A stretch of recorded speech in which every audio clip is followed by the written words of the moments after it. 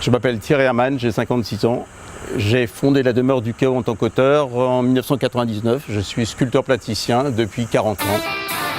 Vous rentrez dans un univers qui est un univers onirique, un univers dans lequel, dans un premier temps, j'ai habité dans la demeure du Chaos.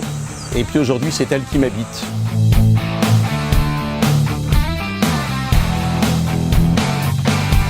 L'œuvre a une telle puissance qu'elle se débarrasse de son auteur pour être autonome.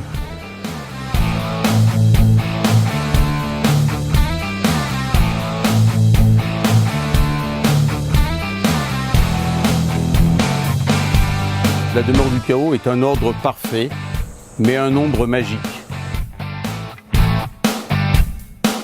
Il y a quelque part dans la demeure du Chaos un ordre invisible qui fait que ce chaos, en fin de compte, de ce chaos, on accouche une étoile.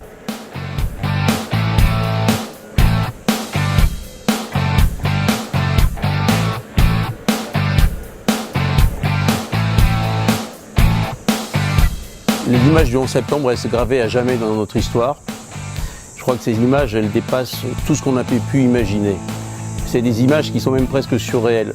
Je crois que chacun d'entre nous est dans les ruines du World Trade Center.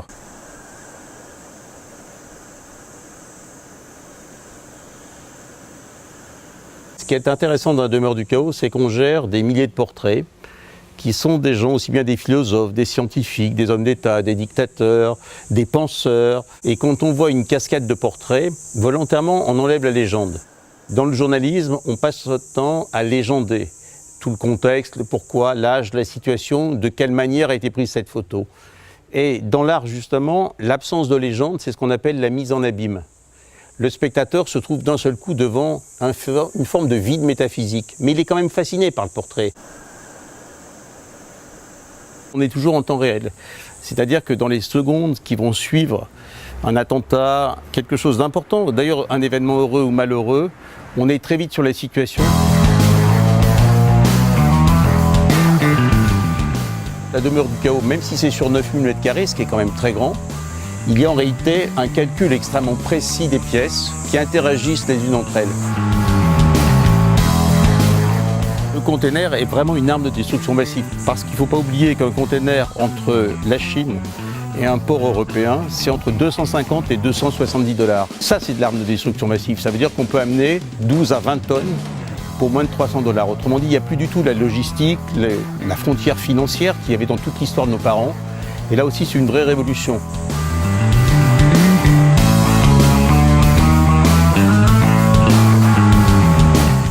On est là, ce qui est intéressant sur les ruines que nous avons retrouvées du temple de Saint-Romain-de-Couzon.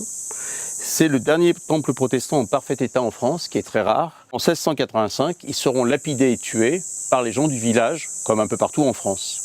Et c'est bien plus tard que les grandes familles sont venues me voir en me disant « Vous qui êtes un éminent juriste, monsieur Hermann, est-ce que la dette se réveille ou elle est prescrite ?» La dette morale, et s'il y a entre autres une dette crime contre l'humanité, elle est imprescriptible. Et comme par hasard, dans les 8 jours qu'on suivit, on a eu le conflit judiciaire qui a démarré.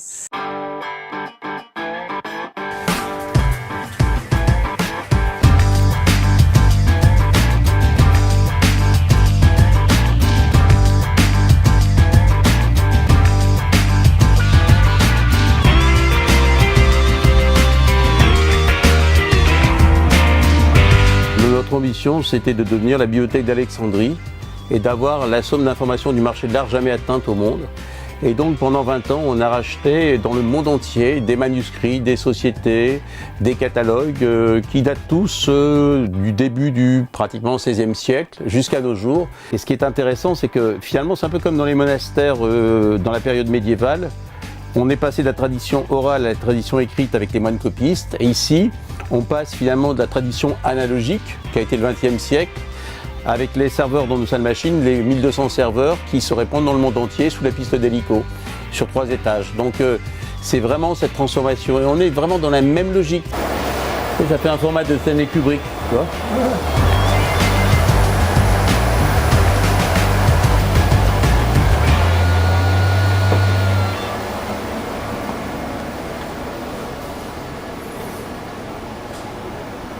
Une œuvre, elle est globale, elle est totale ou elle n'est rien du tout.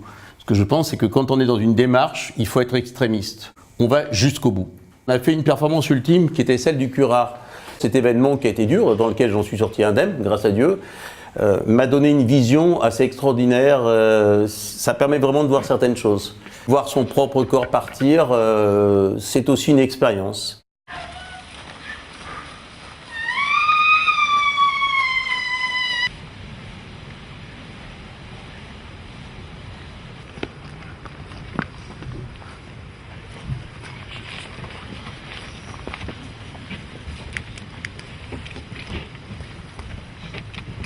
Le Golgotha aussi, c'est quelque part un acte, si on étudie au sens de la théologie, c'est aussi un acte lumineux dans lequel se dévoile quelque chose de christique.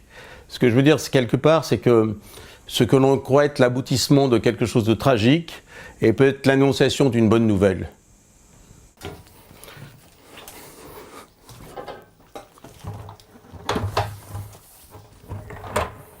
La demeure du chaos va s'agrandir sur Internet. Elle va aussi vivre d'un point de vue physique avec des œuvres nouvelles. Ça ne s'arrêtera jamais. L'avenir, ça va être vraiment de pouvoir avoir l'expérience à l'autre bout du monde, de voir la demeure du chaos à travers la réalité virtuelle.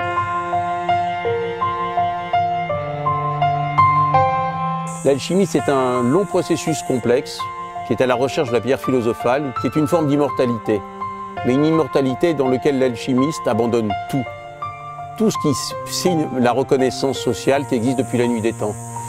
Et c'est vrai que, atteint d'une maladie neurologique extrêmement grave, qui est dégénérative depuis plusieurs générations, je sais que ma mort est comptée. Mes enfants sont atteints de la même maladie.